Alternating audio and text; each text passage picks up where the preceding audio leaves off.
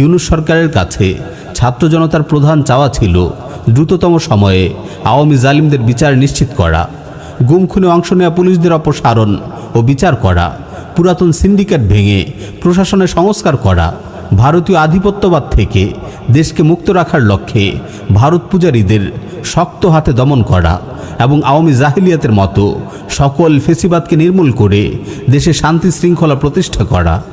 কিন্তু দুঃখজনক হলেও সত্য, ইউনূস সরকার ছাত্র জনতার এসব দাবি পূরণে তেমন গুরুত্বই দেয়নি।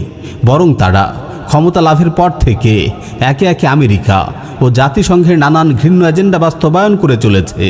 এখনও সীমান্তে বাংলাদেশিদের হত্যা করা হচ্ছে, ভারতীয় নাগরিকদের বাংলাদেশে পুষিন করা হচ্ছে, অথচ ইউনূস সরকার কার্যকর পদক্ষেপ না নিয়ে ভারতের প্রতি নতজানু আচরণ করছে। জালিম হাসিনা যেমন ভারতীয় আধিপত্যবাদ প্রতিষ্ঠার জন্য কসাই মোদির সাথে বিভিন্ন গোপন চুক্তি করত, ইউনূস সরকারও তেমনই এখনও পশ্চিমা দেশগুলোর সাথে নানান গোপন চুক্তি করছে। এদেশে পাশ্চাত্যের নানান ঘৃণ্য মতবাদ প্রতিষ্ঠার সুযোগ করে দিচ্ছে।